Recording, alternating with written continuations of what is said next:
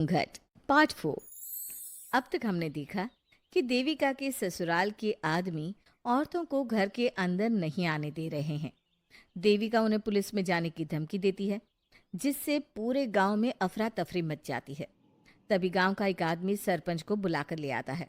सरपंच उनके घर के बाहर का नज़ारा देखकर कहते हैं, जोगिंदर जी, ये आपके घर की औरतों ने कैसा हंगामा मचा रखा है।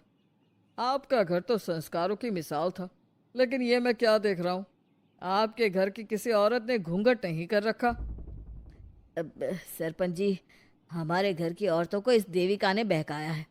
हमने पहले ही इन सबको चेतावनी दी थी कि अगर ये घर से बाहर गई तो हम इन्हें घर में नहीं आने देंगे।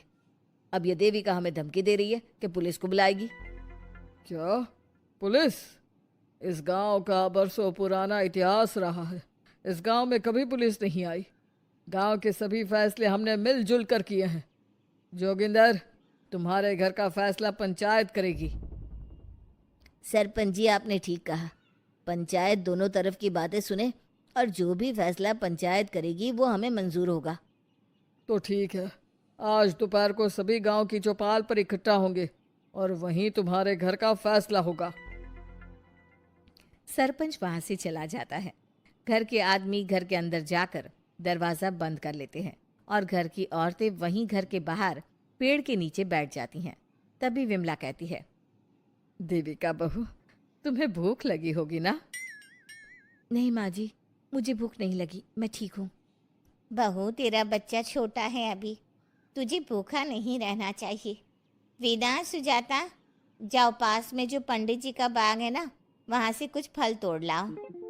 वीना और सुजाता पास के बगीचे से खूब सारे फल तोड़ कर ले आती हैं। सभी औरतें फल खाती हैं। तभी देविका कहती है, आप सब घर से बाहर निकली, घूंघट उतार दिया तो इन मर्दों की इज्जत चलेगी, लेकिन हम सब घर के बाहर भूखे प्यासे बैठे हैं। इस बात पर इन अहंकारी मर्दों को शर्म क्यों नहीं आ रही? हाँ देविका, तुम ठीक कह रही हो। अगर हम मर भी जाए ना, तब भी इन मर्दों के लिए इनके बनाए गए नियम कानून ही अहम रहेंगे, हम नहीं। सुजाता भाभी, मुझे तो सबसे ज्यादा सचिन पर गुस्सा आ रहा है। उसने मुझसे लव मैरिज की थी, क्या क्या वादे किए थे कि मेरा साथ कभी नहीं छोड़ेगा, और आज उसने मेरा साथ छोड़ दिया। अपने बच्चे को एक बार भी नहीं देखा उसने। देवी का वो शुरू से ही ना डरपोक रहा है।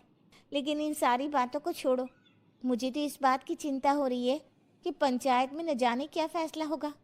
पता नहीं वो इंसाफ करेंगे भी या नहीं। वीना दीदी, आपको अभी भी पंचायत से इंसाफ मिलने की उम्मीद है?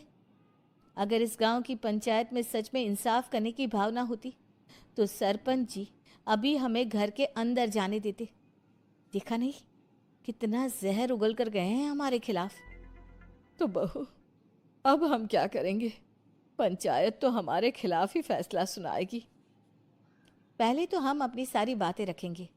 अगर ये लोग नहीं माने तो आपको वही करना होगा जो मैं कहूँगी। लेकिन एक बात आप याद रखना, किसी भी सूरत में हम झुकेंगे नहीं, क्योंकि हम सही हैं। देविका सभी औरतों को समझा रही थी। तभी वहाँ एक गांव वाला आता है। आप सभी को पंचायत में बुलाया है। उस गांव वाले की बात सुनकर सभी औरतें पंचायत में पहुंचती हैं।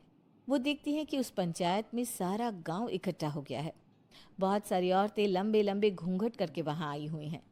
तभी पंचायत की कार्यवाही शुरू की गई और घर के आदमियों से पूछा गया कि वो घर की औरतों को घर में क्यों नहीं रखना चाहते। हमारे घर की औरतें ना तो घूंघट उतारती है और ना ही किसी डॉक्टर से इलाज करवाती है, और हमारे मना करने के बाद भी इन सब ने घर से बाहर कदम रखा, हमसे ऊंची आवाज में बात की। हमने इन सबको चेतावनी भी दी, लेकिन इन्होंने हमारी बात नहीं सुनी। अब ये सभी औरतें हमारे घर में नहीं रह सकती। अब औरतें अपना पक्ष रखें। ये कानून की किस किताब में लिखा है कि औरतों को घूंघट करना चाहिए? और अगर मेरे ससुराल की औरतें मुझे डॉक्टर के पास ना लेकर जाती तो ना मेरा बच्चा जिंदा बचता और ना ही मैं।